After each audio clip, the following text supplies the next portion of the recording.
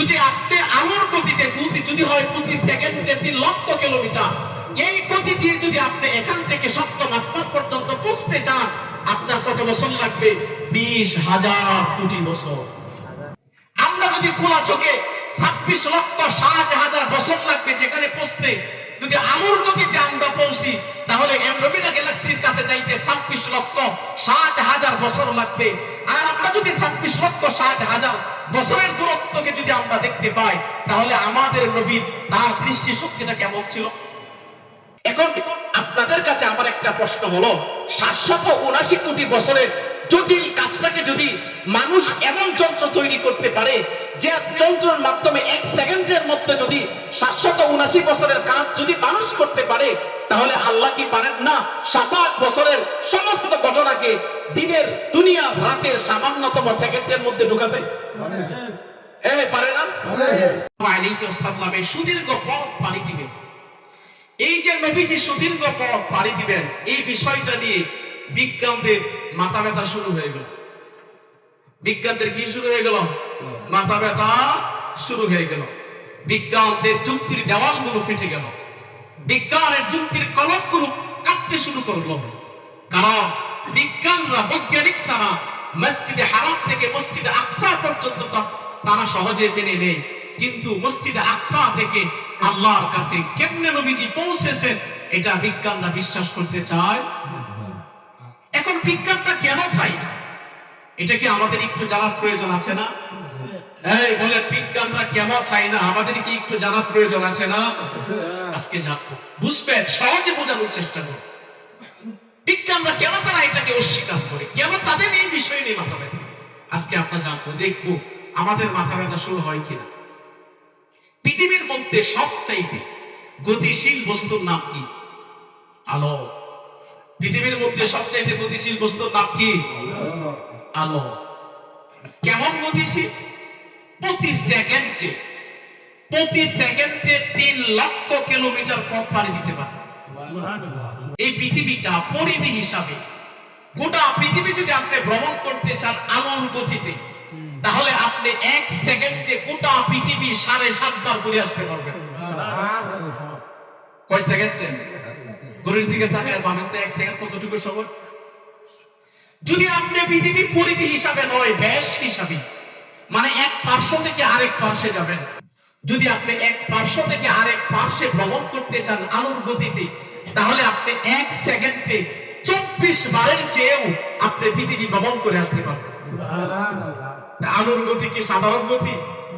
হ্যাঁ, আলোর গতি সাধারণ গতি না। যদি আপনার কাছে একটা গতিশীল লাইট থাকে, টর্চ লাইট, যদি টর্চ লাইটটা আপনি যদি সরাসরি যদি চাঁদের দেশে ধরেন, চাঁদের দেশে যদি আপনি লাইট ধরেন, 1 সেকেন্ডের চেয়ে একটু সময় বেশি লাগবে, আপনার টর্চ লাইটের আলোটা চাঁদের দেশে পৌঁছে যাবে। কারণ পৃথিবী থেকে চাঁদের দেশের দূরত্ব হলো 3,84,400 কিলোমিটার। 3,84,400 কিলোমিটার। আর আলো প্রতি সেকেন্ডে 3 লক্ষ কিলোমিটার পথ পাড়ি দেয়। এখন বলেন, সবচাইতে গতিশীল বস্তুর নাম কি? এটা কি আমাদের কাছেও না বিজ্ঞানীদের কাছেও? বিজ্ঞানীদের কাছেও সবচাইতে গতিশীল বস্তুর নাম আলো, আমাদের কাছেও সবচাইতে গতিশীল বস্তুর নাম আলো। এই কথাটা কেন বললাম এখন বুঝে। বর্তমান সময়ে বিজ্ঞানরা আমাদেরকে যে তথ্যগুলো দিচ্ছে, বর্তমানে বিজ্ঞানরা আমাদেরকে সবচেয়ে উন্নত মানের তথ্য প্রযুক্তির মাধ্যমে তারা আমাদেরকে যে তথ্য দিচ্ছে, সে তথ্য হলো এই পৃথিবী থেকে সপ্তম আসমান পর্যন্ত তারা যতটুকু জ্ঞান তথ্য তারা জানতে পেরেছে, তারা আমাদেরকে তথ্য দিয়েছে এই পৃথিবী থেকে সপ্তম আসমান পর্যন্ত তার দূরত্ব হলো 20,000 কোটি আলোকবর্ষ। এটা আমাদেরকে বিজ্ঞান তত্ত্ব দিয়েছে। প্রথম আসমান থেকে, এই দুনিয়া থেকে সপ্তম আসমান পর্যন্ত 20,000 আলোকবর্ষ। আর এই পৃথিবী থেকে সপ্তম আসমান পর্যন্ত বিজ্ঞানরা আমাদেরকে যে তত্ত্ব দিয়েছে, তত্ত্ব অনুযায়ী তার দূরত্ব হলো 20,000 কোটি আলোকবর্ষ। এখন বিজ্ঞানরা কি বলে?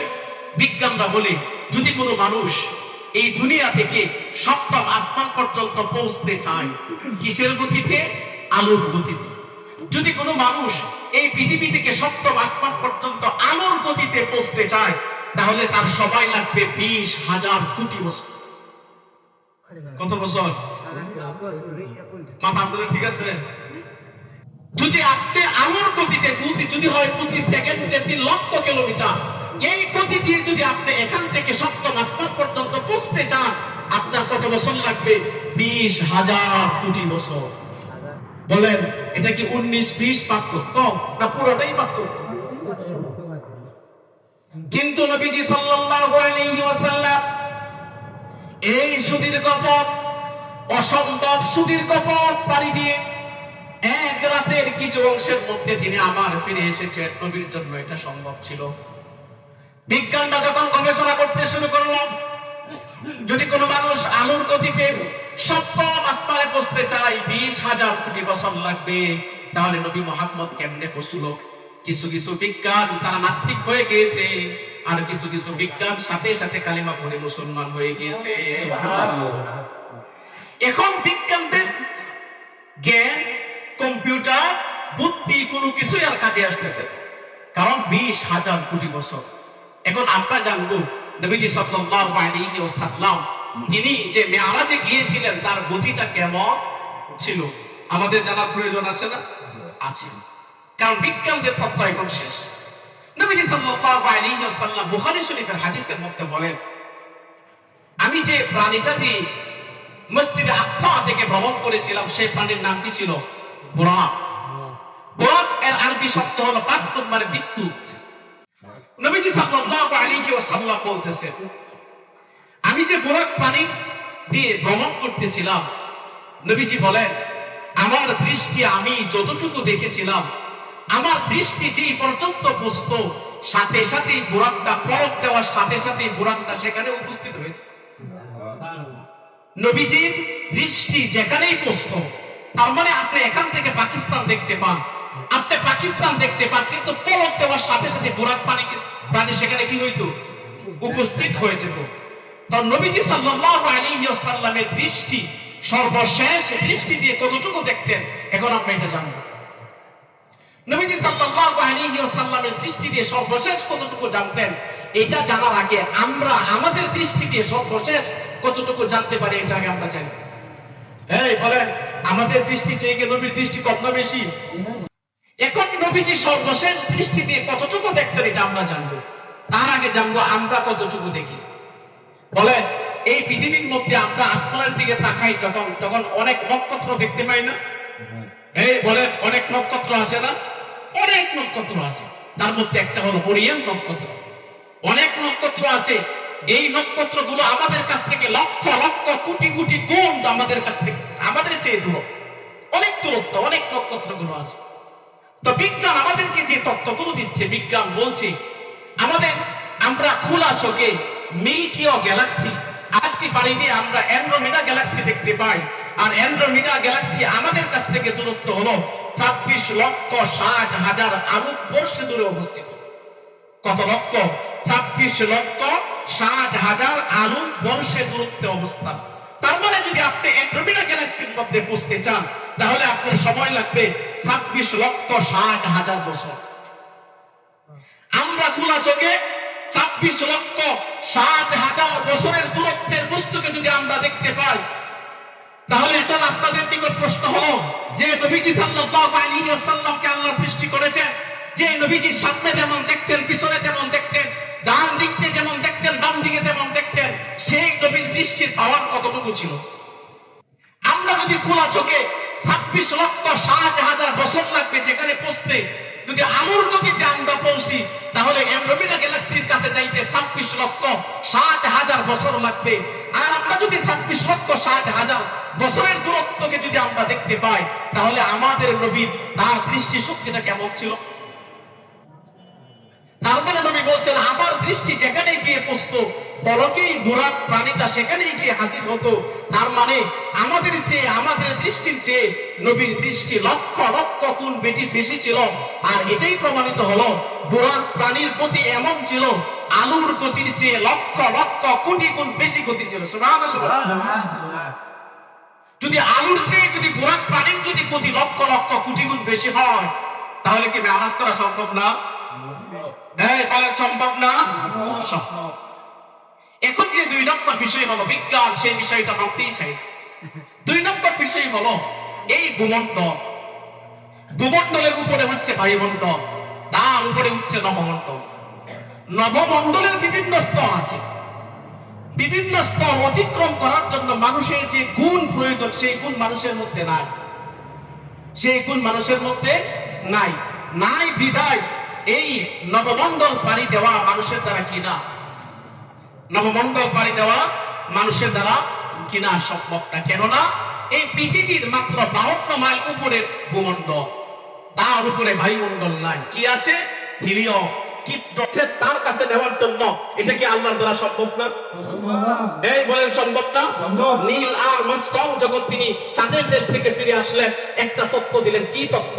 কোন মানুষ যদি আলোর গতিতে যদি নবমণ্ডল পাড়ি দেওয়ার চেষ্টা করে, তাহলে আলোর গতিতে চললে তাকে নবমণ্ডল বায়ুমণ্ডলের ক্ষতিকারক তাকে ক্ষতি করতে পারবে না।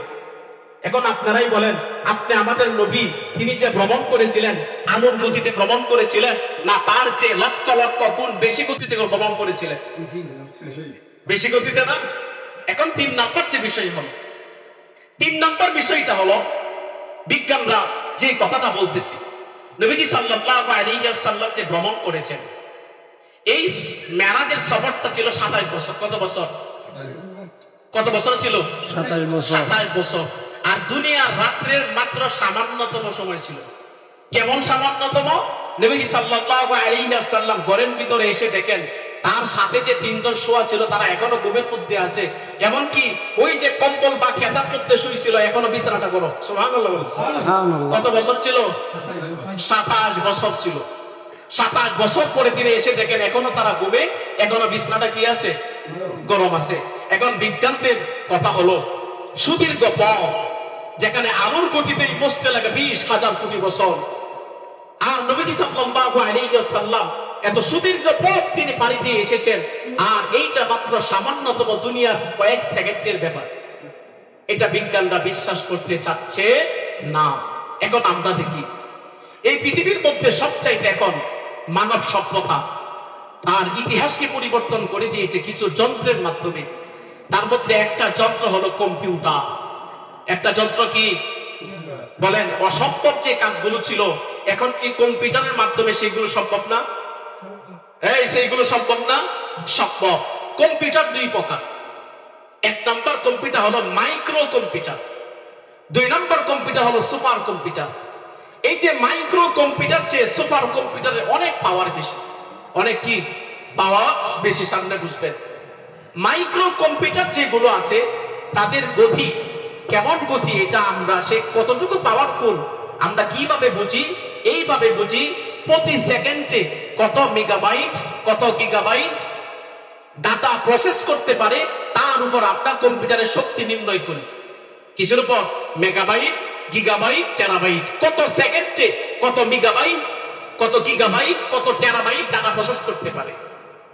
আর যেটা সুপার কম্পিউটার, এটা বাইট হিসাবে নয়, মেগাফ্লপস, গিগাফ্লপস, টেরাফ্লপস। কত সেকেন্ডে মেগাফ্লপস, কত সেকেন্ডে টেরাফ্লপস, কত সেকেন্ডে ওই পেটাফ্লপস হিসাব করতে পারে, আমরা তার উপর নির্ণয় করি। এখন সহজে আপনাদেরকে বুঝি, একটু বুঝবেন। এই যে মেগাফ্লপস, পেটাফ্লপস, টেরাফ্লপস, এই হিসাবটা সহজে বুঝবেন। আপনি যদি 1 পেটাফ্লপস অঙ্কের হিসাব করতে চান, বুঝাই, ধরেন আপনার কাছে অনেক জটিল কঠিন কিছু অঙ্ক আছে, যদি আপনি প্রতি সেকেন্ডে এক একটা করে জটিল অঙ্কের সমাধান করতে চান, তাহলে 1 পেটাফ্লপস আপনার হিসাব করতে লাগবে 3 কোটি বছর। কয় কোটি বছর? 3 কোটি বছর আপনার সময় লাগবে 1 পেটাফ্লপ হিসাব করতে, যদি আপনি প্রতি সেকেন্ডে করে একটা অঙ্কের সমাধান করতে পারেন। আর চীন তারা একটা কম্পিউটার তৈরি করেছে, যে কম্পিউটারের নাম হলো সাংওয়ে তাইহুনাইট। এই সাংওয়ে তাইহুনাইট প্রতি সেকেন্ডে 93 পেটাফ্লপস হিসাব করতে পারে। মানে আপনার 769 কোটি বছরের কাজটাকে চীনের তৈরি সাবওয়ে তাইহুনাইট 1 সেকেন্ডের মধ্যে করে দিতে পারে। আপনি কল্পনা করতে পারেন আপনার 779 কোটি বছরের কাজ সাবওয়ে তাইহুনাইট 1 সেকেন্ডে করে দিতে পারে। এখন আপনাদের কাছে আমার একটা প্রশ্ন হলো, 779 কোটি বছরের জটিল কাজটাকে যদি মানুষ এমন যন্ত্র তৈরি করতে পারে যে যন্ত্রের মাধ্যমে 1 সেকেন্ডের মধ্যে যদি 779 বছরের কাজ যদি মানুষ করতে পারে, তাহলে আল্লাহ কি পারেন না 7 বছরের সমস্ত ঘটনাকে দিনের দুনিয়া রাতের সামান্যতম সেকেন্ডের মধ্যে ঢুকাতে পারে না? 1 বছরের কাজটাকে মানুষ যদি 3 সেকেন্ড বা 20 সেকেন্ডের মধ্যে নিয়ে আসতে পারে। আগে আপনার মানুষের কাছে তথ্য পাঠাইলে আপনার সময় নিত 1 মাস 2 মাস, এখন যদি 2 মাস 3 মাসের কাজটাকে যদি মানুষ 1 মিনিটের মধ্যে নিয়ে আসতে পারে, তাহলে কি আমার আল্লাহ তার হাবিবকে দুনিয়া থেকে তার কাছে নেওয়ার জন্য 27 বছরের ঘটনাকে সামান্যতম সময় আনতে পারেন না? কারো কোনো সন্দেহ আছে না? তার মানে এখন বিজ্ঞানরা যে বিষয় নিয়ে সন্দেহ করত নবীর মেরাজ করা অসম্ভব ছিল, আজকে আপনার প্রমাণ করে দিলাম, আমরা জানলাম নবীর মেরাজ এটা কুদরত এবং কি সম্ভব ছিল। ঠিক কিনা বলেন? নবীর মেরাজ সত্য ছিল। নবীজি সাল্লাল্লাহু আলাইহি ওয়াসাল্লাম মেরাজ সত্য ছিল, এই কারণে আল্লাহ প্রথমে বলে দিয়েছেন সুবহানাল্লাযী আসরা বিআবদিহি লাইলাম মিনাল মাসজিদিল হারাম। বান্দা যখন মেরাজের ঘটনা জানবে শুনবে তখন মনে করবে এটা অসম্ভব। আল্লাহ বলে দিয়েছেন সুবহান, তোমার দ্বারা অক্ষম আমি আল্লাহ সক্ষম, আমার দ্বারা সব সম্ভব। অনেকজনে বলে নবীজি স্বপ্নযোগে মেরাজ করেছেন, না, নবীজি সশরীরে মেরাজ করেছেন। অনেকজনে বলে নবীকে দেখা, নবীর জন্য আল্লাহকে দেখা নবীর জন্য সম্ভব ছিল না, না, কিছু কিছু মত আছে সম্ভব ছিল না, না, অসংখ্য মজবুত মত হলো নবীজি সাল্লাল্লাহু আলাইহি ওয়াসাল্লাম নিজে আল্লাহকে দেখেছেন।